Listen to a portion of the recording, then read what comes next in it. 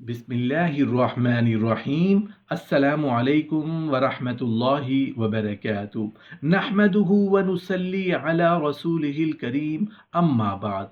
रिज़्क़ के दरवाजे क्यों बंद हो जाते हैं? हज़रत अली कर्रमल्लाहु वजहुल करीम का फरमान ज़रा गौर से सुन लें। मोहतरम नाज़रीन, कुछ आमाल ऐसे हैं, कुछ गुनाह ऐसे हैं कि इंसान करने वाले के घर में दौलत कभी नहीं आया करती। जिस घर में ऐसे गुनाह होते हैं, मुफलिसी उस घर का मुकद्दर बन जाती है। जो लोग रहमान को नाराज़ करते हैं, शैतान को राज़ी करते हैं, जो लोग रहमान की मखलूक को नाराज़ करते हैं, शैतान को राज़ी करते हैं, जब रहमान नाराज़ होगा तो फिर वो गज़बनाक भी होगा। जब रहमान नाराज़ होगा तो फिर रहमत के फरिश्ते कैसे आएंगे? जिस घर में रहमत के फरिश्ते नहीं आते, उस घर के लिए रिज़्क़ के दरवाजे बंद कर दिए जाते हैं। जिस घर के लिए रिज़्क़ के दरवाजे बंद कर दिए जाएं, उस घर में गुर्बत, गरीबी और मुफलिसी डेरे डाल लेती है।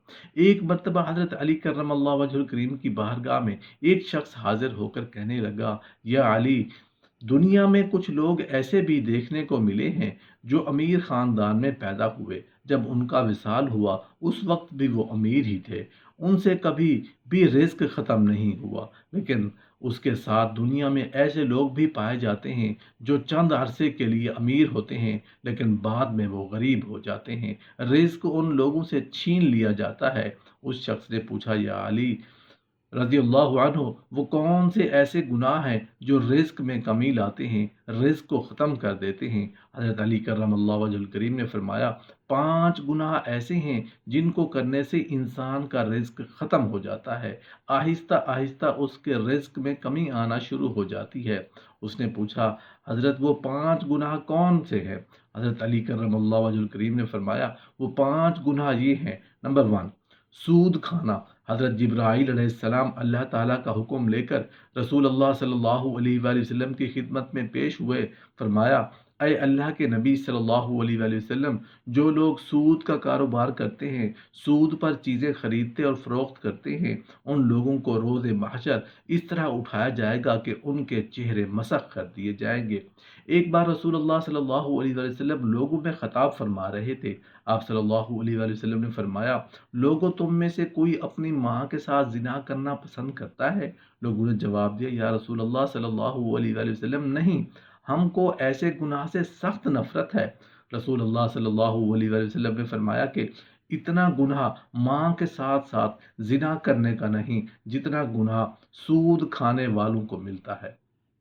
रिस्क को ख़त्म करने की असल वजह सूद खाना है। नंबर 2, नेक मुत्तकी औरत पर तोहमत लगाना। कि तुम किसी नेक और परहेजगार औरत पर इल्ज़ाम लगाओ या तोहमत लगाओ। अल्लाह ताला कुरान पाक में फरमाता है कि जो लोग नेक औरतों पर तोहमत लगाते हैं, वो औरत जो हर वक्त मेरी रहमत की आगोश में रहती है, जिस पर हर घड़ी रहमत की बारिश बरसती है, नमाज अदा करती है, बापर्दा है, मुत्तकी परहेजगार है। जो लोग ऐसी औरत पर तोहमत लगाते हैं, मैं उस वक्त उन लोगों को मुआफ़ नहीं करूँगा जब तक वो नेक औरतें उनको मुआफ़ नहीं करेंगी जिन पर तोहमत लगाई गई। हज़रत ईसा अलैहिस्सलाम के पास एक बूढ़ी औरत आई। उसने कहा, ऐ ईसा अलैहिस्सलाम, मेरा शौहर वसाल कर गया है। मैं उससे उनसे बहुत मोहब्बत करती थी। अब हर रोज़ मेरा शौहर ख्वाब में आता है। वो मुझे कहता है कि मेरी कब्र को खोद कर देखो। हर रोज़ मेरे ख्वाब में यही आकर कहता है, एक बार मेरी कब्र को खोद कर मेरा चेहरा देख लो। ऐ ईसा अलैहिस्सलाम, मैं बहुत ही दूर से चलकर ये मसला आपके पास लेकर आई हूँ। हज़रत ईसा अलैहिस्सलाम ने कहा, आओ मैं भी आपके साथ आपके शौहर की कब्र खोदने के लिए चलता हूँ। तो कब्रिस्तान पहुँच गए जहाँ उस बुढ़िया के शौहर की कब्र थी। हज़रत ईसा अलैहिस्सलाम ने पूछा, तेरे शौहर की कब्र कौन सी है? उस बूढ़ी औरत ने हाथ से इशारा करते हुए बताया कि ये कब्र है। हज़रत ईसा अलैहिस्सलाम कब्र पर खड़े होकर अल्लाह ताला से रो रो कर दुआ करते रहे। दुआ करने के बाद हज़रत ईसा अलैहिस्सलाम ने फरमाया, ए कब्र के अंदर सोने वाले, अल्लाह के हुक्म से खड़ा हो जा। उस कब्र से एक इंसान उठकर खड़ा हुआ, जिसको देखकर उस बुढ़िया ने जोरदार चीख मारी और बेहोश होकर गिर पड़ी। वो खड़े होने वाले इंसान का जिस्म तो इंसानी था, उसका चेहरा मसख कर दिया गया था। जब थोड़ी देर बाद उस औरत को होश आया तो हज़रत ईसा अलैहिस्सलाम ने اس زندہ ہونے والے انسان سے دریافت کیا کہ دنیا میں تو نے کون سا ایسا گناہ کیا تھا جس کے بدلے تجھے کو اتنا بڑا سزا کا سامنا کرنا پڑ رہا ہے؟ اس نے کہا کہ میں نیک اور پرہیزگار عورتوں پر تہمت لگاتا تھا، جس کی وجہ سے مجھے یہ سزا بھگتنا پڑ رہی ہے۔ روز محشر میں ان لوگوں کے ساتھ اٹھایا جاؤں گا جن کے چہرے مسخ کیے گئے ہوں گے۔ نمبر 3، شرک کرنا۔ حضرت علی رضی اللہ عنہ نے فرمایا کہ اللہ تعالیٰ کے ساتھ کسی کو شریک ٹھہرانا بہت بڑا گناہ ہے۔ اللہ تعالیٰ کے ساتھ کسی کو شریک مت ٹھہراؤ۔ روز محشر اللہ تعالیٰ ہر گناہ معاف کر سکتا ہے، اس کے گناہ چاہے آسمان اور زمین میں موجود چیزوں سے بھی زیادہ ہوں۔ اس انسان کو چاہے تو معاف کر دے، لیکن شرک کرنے والے کو معاف کبھی نہیں کرے گا۔ کافر کی کبھی بھی بخشش نہیں ہوگی۔ نمبر 4، حضرت علی رضی اللہ عنہ نے فرمایا کسی پر جادو کرنا، کسی کا جینا حرام کرنا، کسی کی خوشیوں کو چھیننے کے لیے اس پر جادو کرنا، اس کو جادو کے ذریعے ختم کرنا۔ حضرت علی رضی اللہ عنہ نے فرمایا جادو کرنے والا انسان دائرہ اسلام سے خارج ہو جاتا ہے۔ جب کسی جادوگر کی موت ہوتی ہے تو وہ کافر مرتا ہے۔ جادوگر کی موت کبھی بھی ایمان پر نہیں ہوتی۔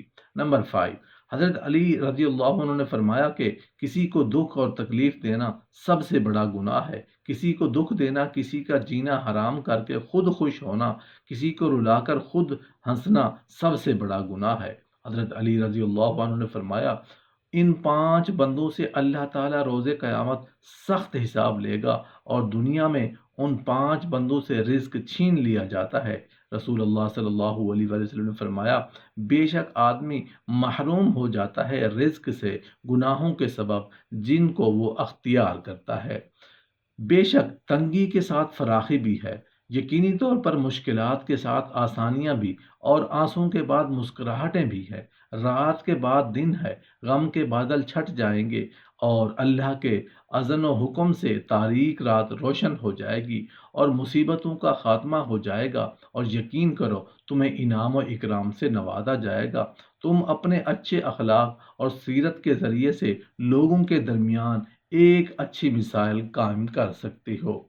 اکثر ایسا ہوتا ہے کہ ایک مومنہ کسی محلہ میں لوگوں کی ہمسایہ بن کر رہی، اور لوگوں میں اس کے حسن و اخلاق، دینداری، پردہ نشینی، وقار، پڑوسیوں کے ساتھ حسن سلوک اور شوہر کی اطاعت و فرما برداری کے چرچے عام ہو گئے، اور اس طرح وہ دوسروں کے لیے ایک اچھی مثال بن گئی جس کے بارے میں سبھی لوگ اپنی اچھی رائے ظاہر کرنے لگے۔ اس طرح اس کی سیرت کی خوشبو پھیل گئی، اور لوگ اپنی گفتگو میں، وعظ اور درس میں اس کا حوالہ دینے لگے، یہاں تک کہ اس کا اسوہ عورتوں میں پھیل گیا۔ ان قریب پھول کھلیں گے اور حسن و ملال جاتا رہے گا، اور ہر طرف خوشیاں ہی خوشیاں ہو جائیں گی۔ جب کوئی عورت اپنے رب کی اطاعت کرتی ہے، نماز بنگانہ ادا کرتی ہے، اپنی عزت کی حفاظت کرتی ہے، تو اپنے رب کی جنت میں داخل ہو گئی۔ یہ تو نہایت آسان امور ہیں ان کے لیے جن کے لیے اللہ تعالیٰ آسان بنا دیں۔ ان نیک اعمال کو اختیار کرو تاکہ تم اپنے رب کو رحیم و کریم پاؤ، جو تم کو دنیا اور آخرت دونوں جہاں میں خوش اور خوش بختی سے ہمکنار کرے گا۔ جہاں کہیں رہو شریعت کے ساتھ رہو، اور اللہ کی کتاب اور رسول اللہ صلی اللہ علیہ وآلہ وسلم کی سنت کو مضبوطی سے پکڑے رہو۔ تم ایک مسلمان عورت ہو، اور یہ شرف بہت بڑا شرف ہے، اور یہ فخر شایان شان ہے۔